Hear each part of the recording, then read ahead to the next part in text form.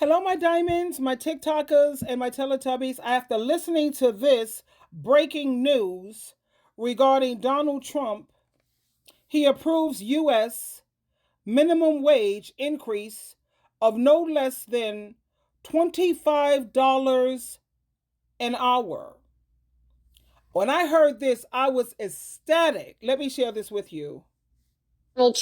Donald Trump has just signed a groundbreaking law that will change the lives of millions starting the 15th of April in a completely unexpected move. Trump approved the largest minimum wage increase in U.S. history. As of the 8th of April, 2025, no American worker will be allowed to earn less than $25 per hour, a historic step that comes after months of intense pressure from labor unions, protests across the country, and growing public demand for fair wages. The law will directly benefit workers in industries like hospitality, retail, construction, and service sectors, giving struggling families a long-awaited boost. Experts predict this could reduce poverty rates significantly and reshape the U.S. labor market. However, not everyone is celebrating. Some business leaders warned it could lead to job cuts and price increases. But many believe it's a bold move toward economic justice. What's your take?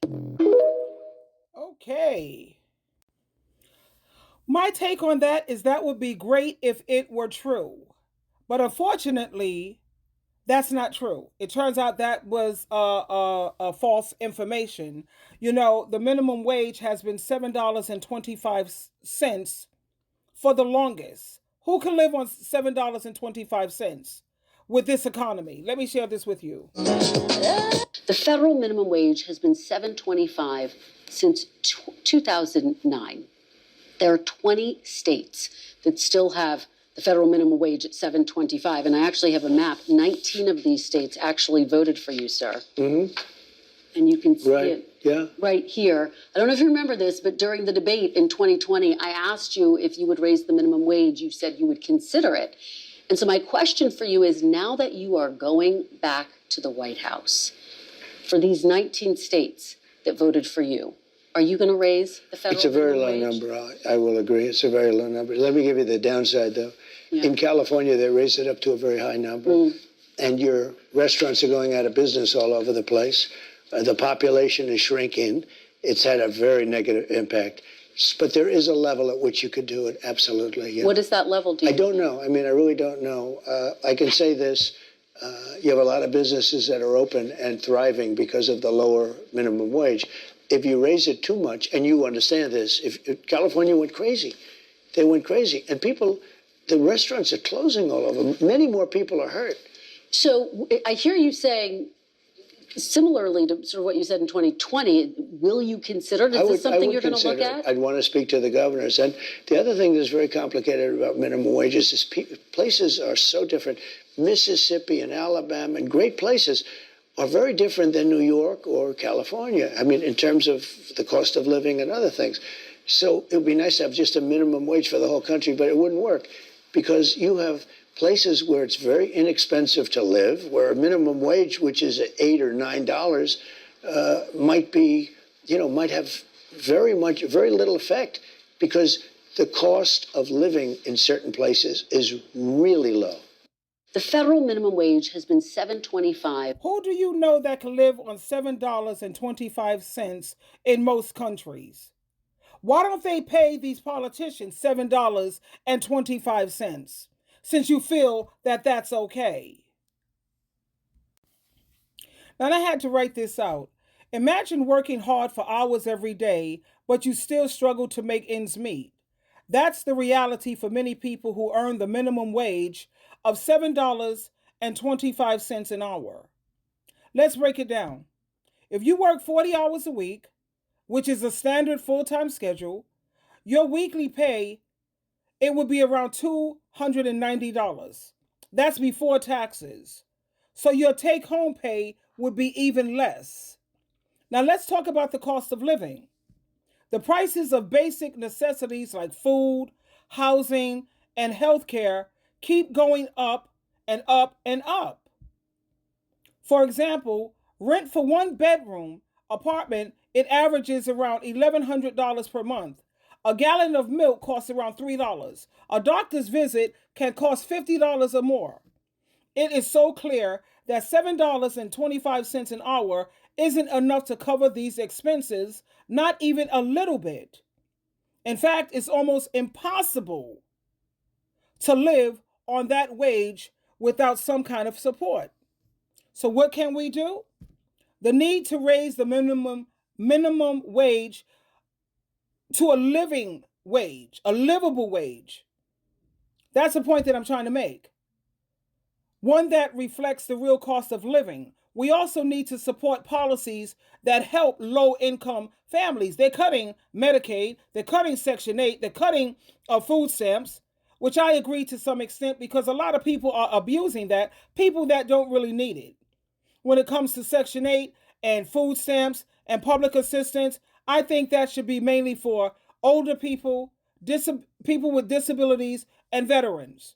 Because you have a lot of people who are abusing it. At the same time, you have a lot of people who still need it. It's about dignity and having respect. Everyone deserves to earn a fair wage for their work and to live with dignity.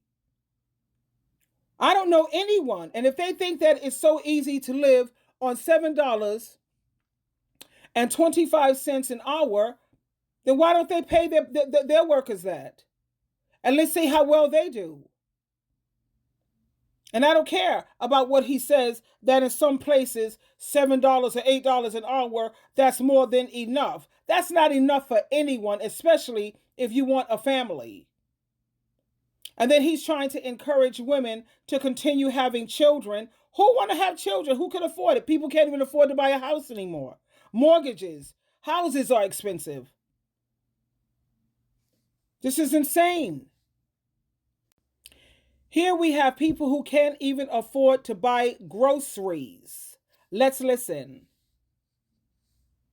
To trigger anyone by talking about this, but like, how much money are we spending on groceries a month? I just went over our budget for last month, and our family of four spent $1,200 on groceries. And like, yes, that does include like household items like toilet paper, paper towels, like household items, but $1,200. We're not eating all organic. We're not eating like anything out of the ordinary. We're just like a normal American diet. Like what, like when did this happen?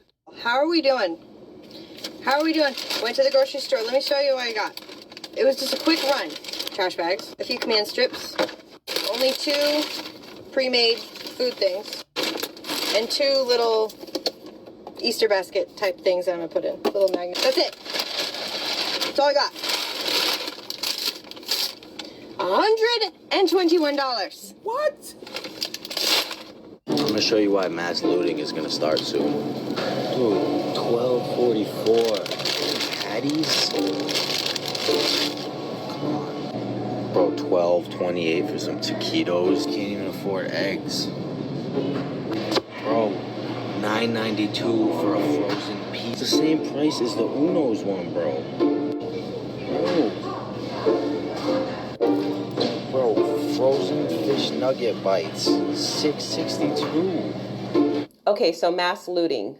This is something that we all have seen on the news, and this person is making a joke about it, but it's also kind of hinting that, hey, the way that prices are going, it's almost to be expected that something like this could happen. Like, let's not be surprised. And I didn't even think about that until I saw this video, and I thought, oh, wow, okay. So can this be something that does happen? What do you think? This is when you have to go back to your basic rice and beans and bananas and carrots and just a few things like that, not getting anything that's prepackaged, not buying all of the more of the luxury items, but just items that you know are the basic necessities for you and your family. And this is also why I am such a proponent of buying things in advance, stocking up on food, being prepared for times like this, because the only way to really combat inflation is to buy things in advance, to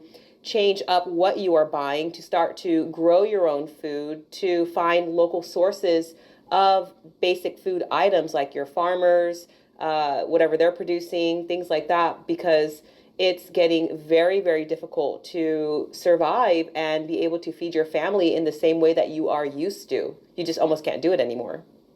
This bag, hey, look, hold on, this bag only has, see, that's the air right here. Yep. Stay with me, people. Yep. From here down, $6.49. Wait, $6.29. Okay, well, 20 whatever. cents. I mean $6 for this. Its groceries are absolutely ridiculous. Look, I gotta get a wire transfer from Wells Fargo just to buy a pack of chips. These grocery prices in rural Washington.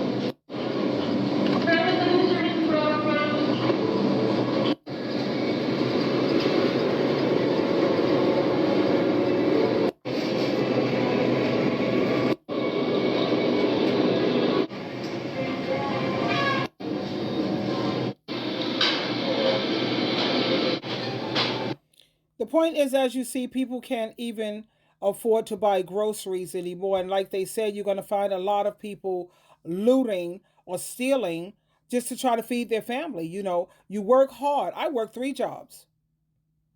I work with the state, I work as an advice coach, and I have a content creator. And it's hard. You want to try to save for your retirement. You want to pay your bills on time. And then you have to try to think about your mental health also, because you need to be able to have some recreation and like a vacation. I don't travel much. I like staycations. I like doing things in my community, the 5 boroughs. At the same time, you have a lot of people who need that, like social workers. They have to get out of here. They have to have these breaks. But you can't afford to do much of anything. You know, like they say, when you work in 40 hours, and after 40 hours, you're working for $7.25 an hour, and all you bringing home is $290 before taxes. That's insane. So since Donald Trump and these politicians feel that people should be able to live on that, let's see you live on it. Well, like I said, when I saw them say Donald Trump, he's saying that no one should work for less than $25 minimum wage. I agree with that. Absolutely. And when it comes to the businesses not being able to afford that, these businesses can afford it. They can afford it. They just won't be able to live these lavish, wealthy lifestyles that they're living. You want people to, and you know, Americans are not really lazy, but Americans are not, they're willing to work. As long as you're willing to pay them a decent salary, Americans have no problem rolling up their sleeves and getting involved and working hard. But $7 or even $10 an hour is insanity. Anyway, I just wanted to bring that to your attention. Leave your feedback. I want to hear what is your response to $7.25 an hour. Twinkle, twinkle, twinkle.